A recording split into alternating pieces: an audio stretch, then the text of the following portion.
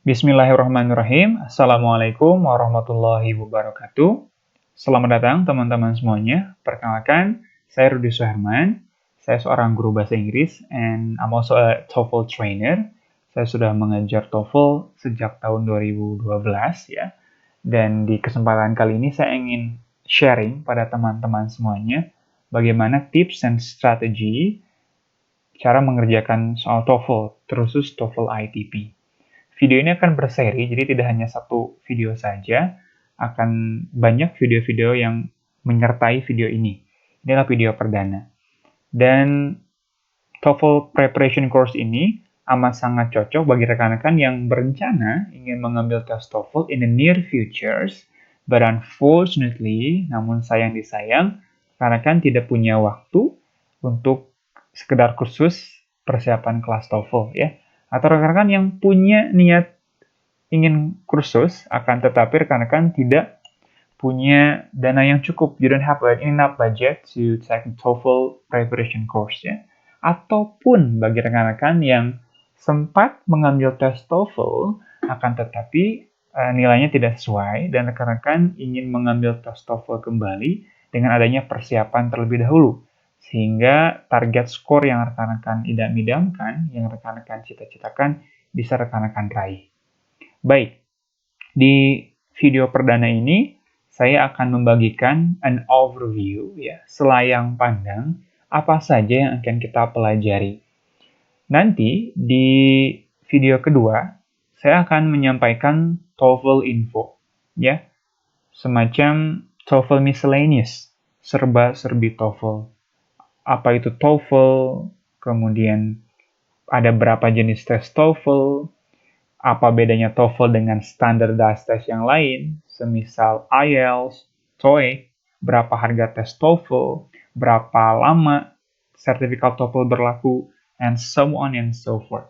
Jadi ini lebih pada baseline, informasi mendasar yang amat sangat penting yang harus rekan-rekan dan kita semua pahami bersama.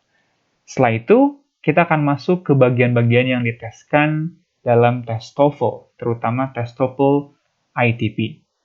Dalam tes TOEFL ITP, rekan-rekan semuanya, ada 3 bagian yang diteskan. Yang pertama ada listening comprehension, yang kedua ada structure and written expression, dan yang terakhir ada reading comprehension. Nah, masing-masing bagian ini punya jumlah soal yang berbeda dan tentunya tips and strategi yang berbeda. Bagaimana cara quote and quote menaklukkan masing-masing jenis soal. Ya, baik. Kita akan coba lihat di bagian pertama, listening comprehension. Rekan-rekan semuanya, di listening comprehension, inilah yang akan kita pelajari bersama-sama.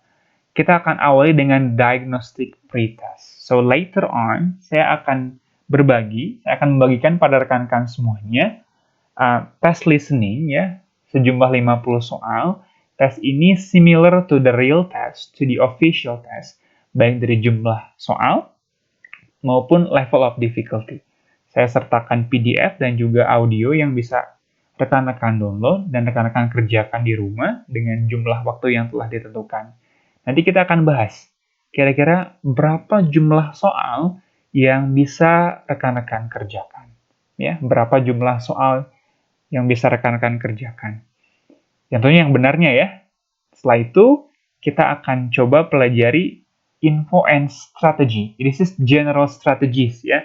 Strategi-strategi umum yang penting rekan-rekan ketahui. Misal contoh aja ini saya akan berbagi bahwa ternyata dari soal 1 ke soal yang lainnya itu kita punya jeda waktu.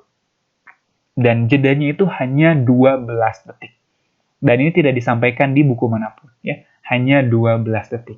Itu salah satu contoh strategi umum. Nah, kemudian nanti kita akan pelajari dalam listening comprehension test itu ada 3 bagian, ada 3 tipe soal. Ada short dialogue, ada longer dialogue atau long conversation, ada juga talks. Kita akan pelajari masing-masing jenis soal dan strategi untuk masing-masing bagian. Ya, setelah semuanya dipelajari, maka kita akan tutup dengan post-test. Kita akan gabungkan, kita akan coba bandingkan antara nilai pretest dengan nilai post-test. Apakah significantly improve or moderately improve.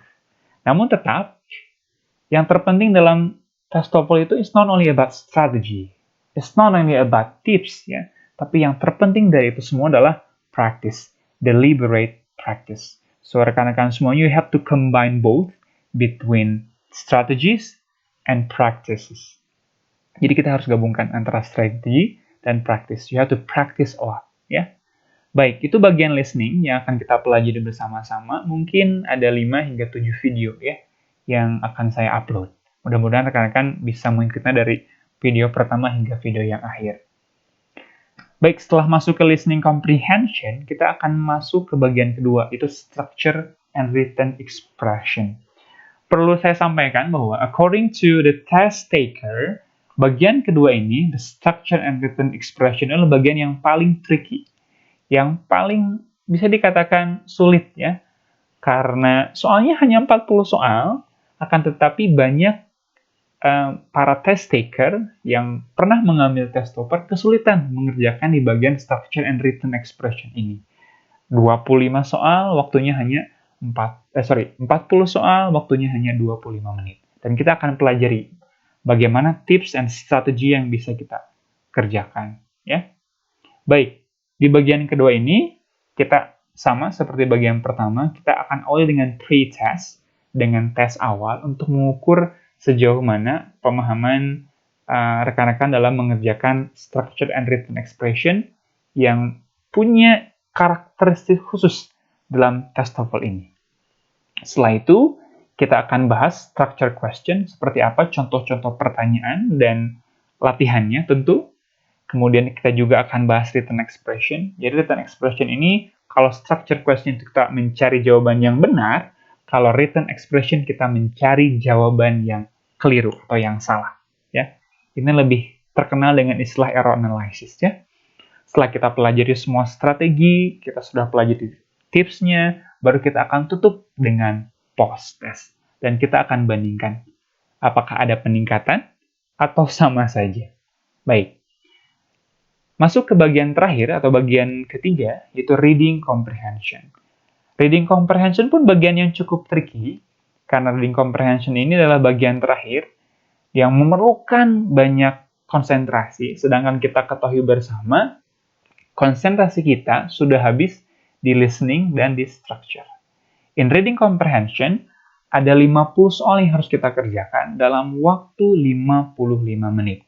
So, most of the time, test taker itu kesulitan mengerjakan semuanya.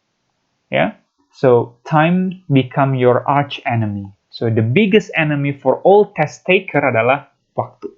Ya, so how we use our time wisely. Kita akan bahas nanti berapa strateginya.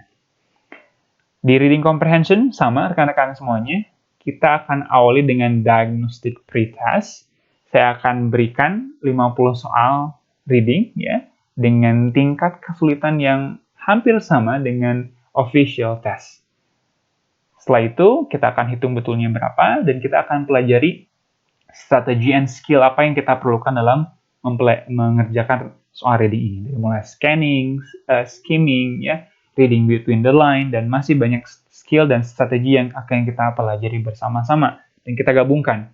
It's not only about strategy, but also doing a lot of practices. Ya. Dan kita akan tutup dengan post-test sebagai pamungkasnya.